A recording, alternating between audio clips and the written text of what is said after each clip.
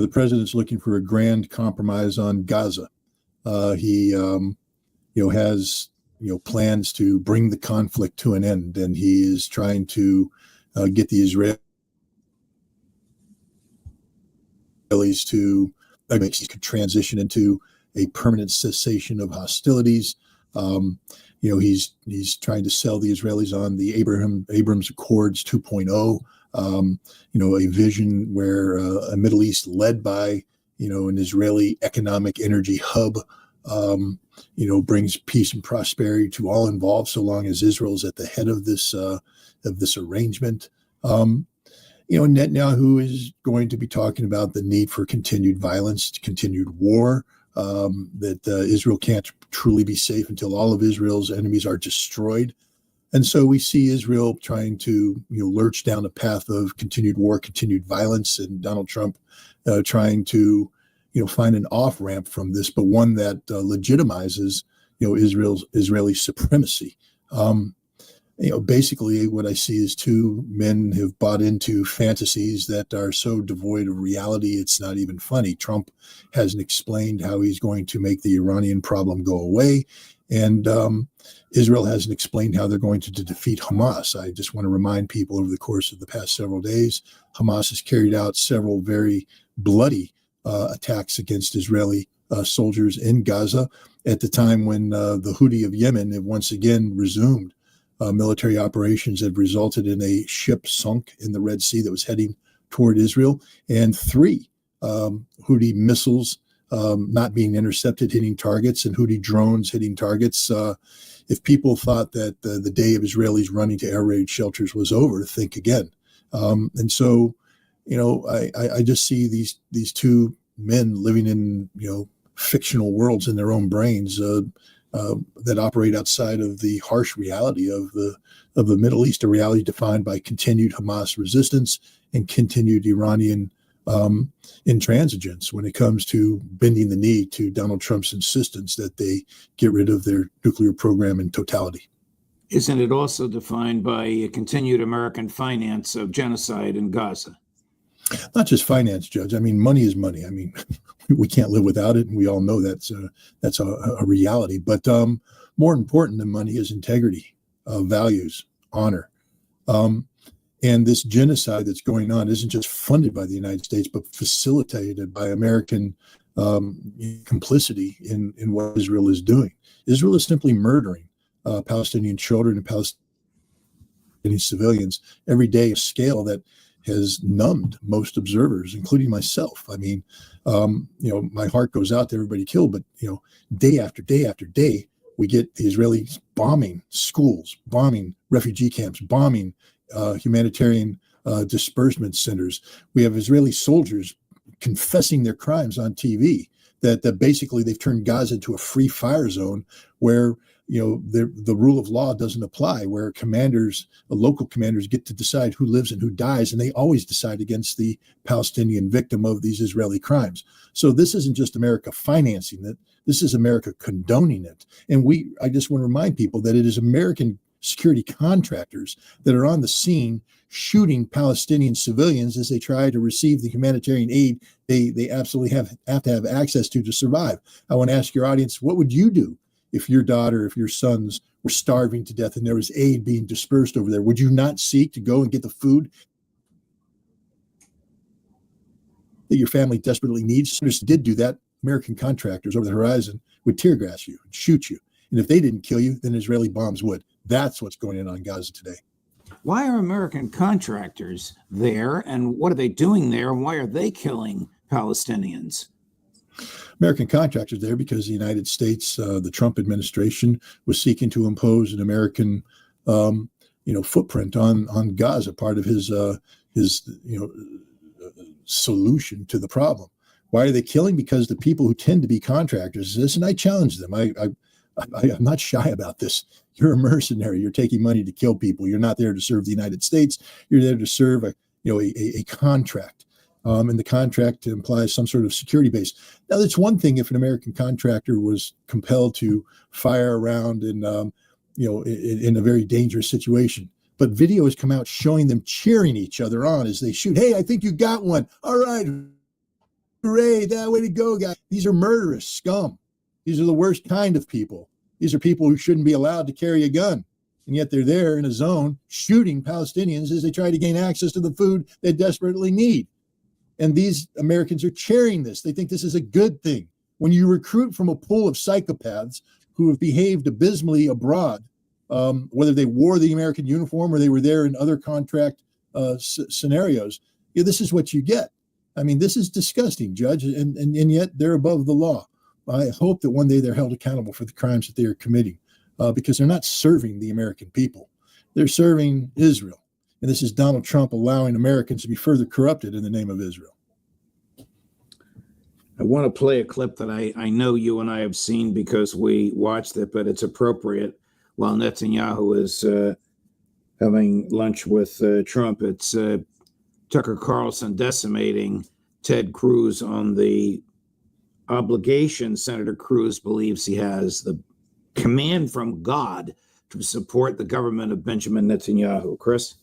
Growing up in Sunday school, I was taught from the Bible, those who bless Israel will be blessed, and those who curse Israel will be cursed. So that's in the Bible. As a Christian, I believe that. Where is that? I can find it to you. I don't have the scripture off the tip of my tongue. It's in Genesis, but where does my support for Israel come from? Number one, because biblically we're commanded to support Israel. But number two, hold on. Hold on. You're a senator. We are commanded to support Israel, and what does that mean? Israel? We're told those who bless Israel will be blessed. But what? Hold on. Define Israel. This is important. Are you kidding? This is a majority Christian country. Define Israel. Do you not know what Israel is? He's talking about the nation of Israel. Yeah, nations exist, and he's discussing a nation. A nation was the people of Israel. Is the nation the God's referring to in Genesis, is that the same as the country run by Benjamin Netanyahu right now? Yes, it is. How prevalent and dangerous is this attitude in the United States?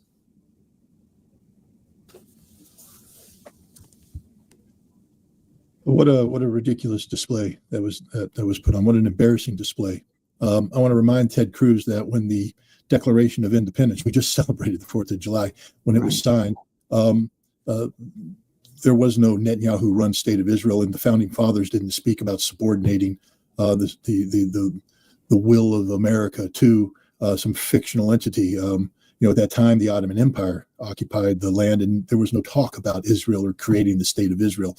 When the Constitution of the United States of America was written, there was no talk about Israel. When the United States fought its civil war to further define who we are, there was no talk of the state of Israel. The state of Israel is a modern fiction imposed on the world by the British through the Balfour Declaration, by the Rothschilds, who have bragged about creating the state of Israel. And Ted Cruz is an embarrassment as an American. No. I'm sorry to join the Congress of the United States to serve Israel, to support Israel. I have to speak out against Dan Bongino, who said, my top priority is the security of Israel. Kash Patel, the FBI director, my top priority is the security of Israel. No, if your top priority is the security of Israel, get the hell out of American government. When you serve the American people, you take an oath to the Constitution of the United States of America, and your number one priority is the American people, not the Israeli people. Ted Cruz is the epitome of what is wrong in Washington, D.C. today, what is wrong in America today, where we have forgotten, who we're supposed to work for. Hey, Ted, there is no state-sponsored church here in America, and your Christian beliefs don't trump the Constitution, and they don't trump your duty to the American people. And if you truly believe what you told Tucker Carlson, then you must resign. And if the citizens of Texas are going to allow their senator to posture in this manner, in a way where he specifically says he will subordinate the interests of the United States, he will allow America to be put in harm's way to defend the Israeli people, then the people of Texas have to vote him out of office. No, Ted Cruz, you're the most un-American person I can imagine. You don't serve America. You're not serving your constituents. You're serving the state of Israel, and that's a problem with me. You recently referred on this program to, I'm switching gears now, Scott, Ukraine as being in hospice.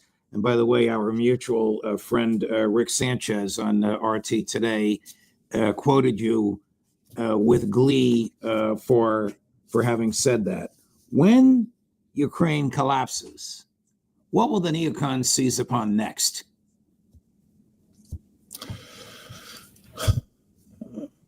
It depends on the nature of the collapse. I mean, will it collapse in a way that, causes Europe to follow through with many of these promises they've made. I mean, if you just saw, Mark Rutte, the Secretary General of NATO, giving just a horrifically embarrassing presentation where, he basically says that, if NATO doesn't stand up to Russia, then all Europeans need to learn how to speak Russian.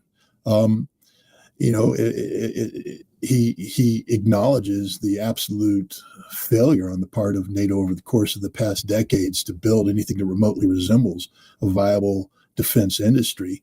And now recognizing that the only way that he's going to hold this artificial edifice called the European Union together is by promoting the continued need for NATO. But to have a continued need for NATO, you need a threat. And that threat now is being articulated as Russia. And he is saying that they need to bankrupt themselves morally and fiscally in order to continue to promote this notion of NATO. So if the neocons are successful in getting Trump to attach themselves to NATO, then the collapse of Ukraine will simply be the vehicle upon which they will continue to pour untoward billions of dollars into sustaining this train wreck known as NATO. If Trump can distance himself from this, then the collapse of Ukraine can be used as a trigger for a collapse of NATO. And NATO needs to collapse. People need to understand that. Stop saying that we need NATO. We don't need NATO. There's no reason for NATO to exist. NATO's excuse for legitimacy ended with the collapse of the former Soviet Union. Russia does not pose a threat to either NATO or Europe. Russia simply wants to exist and survive. In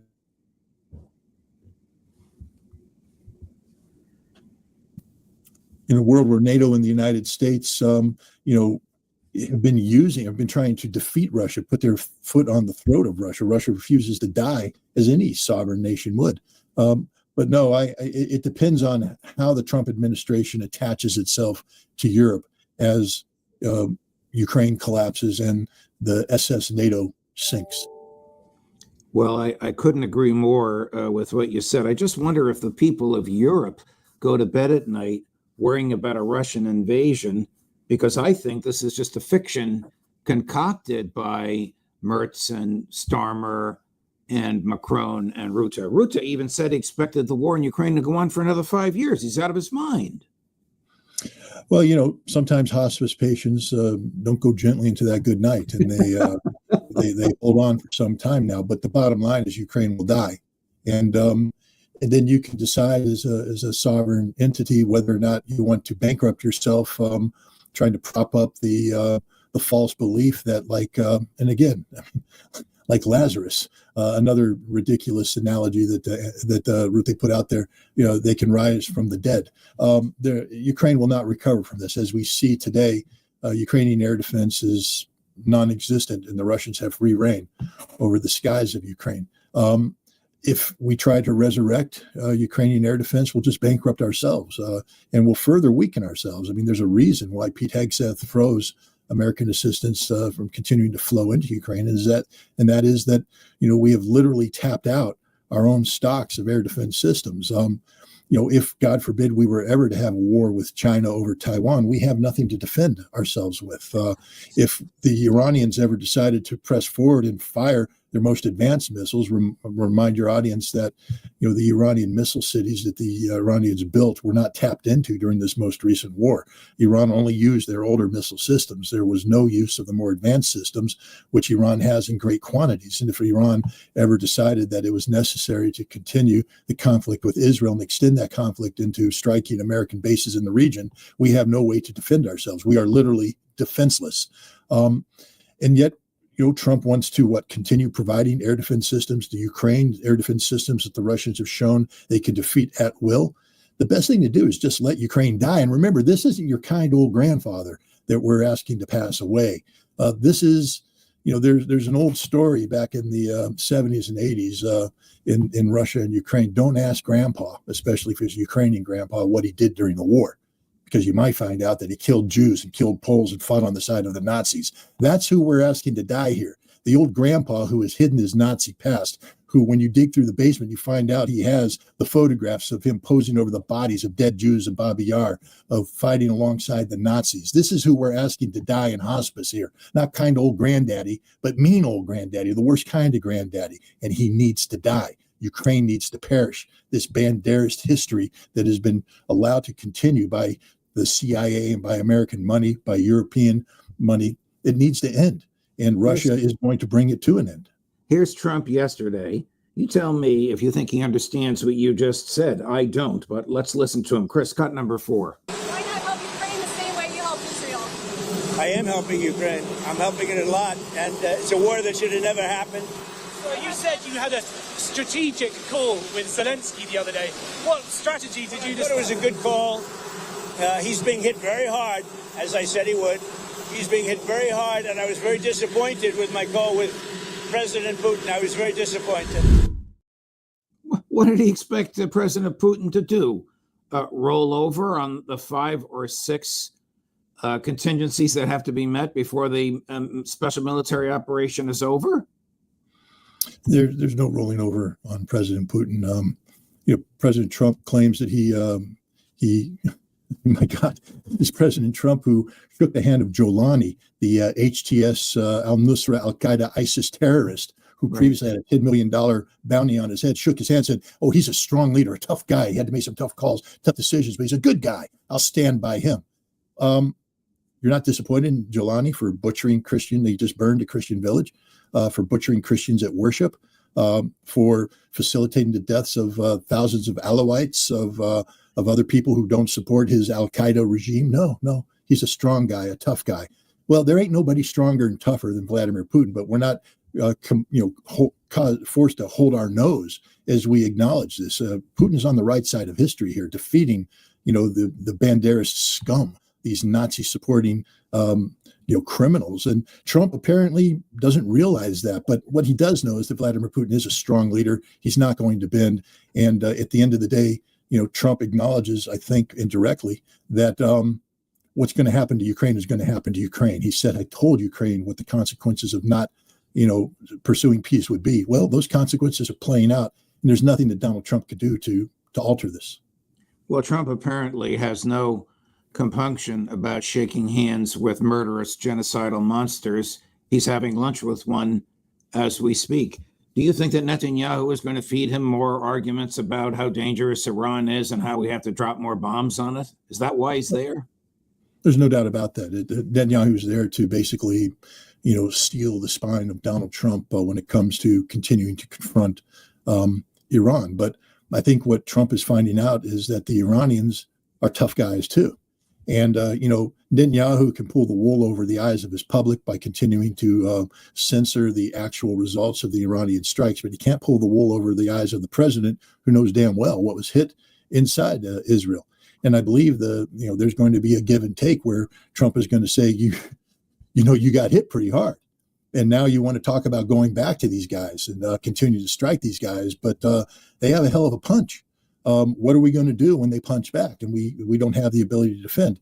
It turns out I think they just found out 97 THAAD missiles, very expensive advanced interceptor missiles, were fired during these 12 days, depleting the American stock, bankrupting the American taxpayer. They don't grow on trees, these interceptors. And Trump will say to Netanyahu, where do you think this stuff's going to come from to defend you? How do you plan on defending yourself? To what end are we doing this? So I think there's going to be some pretty tough discussions behind the scenes. And the other thing that Trump is going to tell Benjamin Netanyahu is you need to clean up, get your act together at home. You're on trial. I can only put so many social media postings out there threatening sanctions against Israel if they continue to pursue this. But before you talk about going to war with Iran and continuing this fight in Gaza, maybe you need to solidify your domestic political base at home so that if we do side with you, you don't get swept away and then I have to deal with somebody else. This is a very complicated situation here. Netanyahu is trying once again to wrap himself in the flag of the United States of America so they can sell himself as an American-backed savior of Israel to the Israeli public, who increasingly is finding that lie a very difficult spoon of poison to swallow. As if all this weren't bad enough, here's John Bolton. Here's a tweet from John Bolton yesterday. We must finish the job in Iran. Critics of the U.S. strike on Iran are still fighting the last war in Iraq, wringing their hands rather than accomplishing anything. Iran's worldwide terrorist proxies and advanced nuclear programs are orders of magnitude more threatening than Saddam Hussein's Iraq. Moreover, no boots on the ground need be involved. Iran is not Iraq, which Jerusalem and Washington have already partly demonstrated. I suppose one of the best things Trump did was fire Bolton, but not after he listened to him. No, I mean, John Bolton is,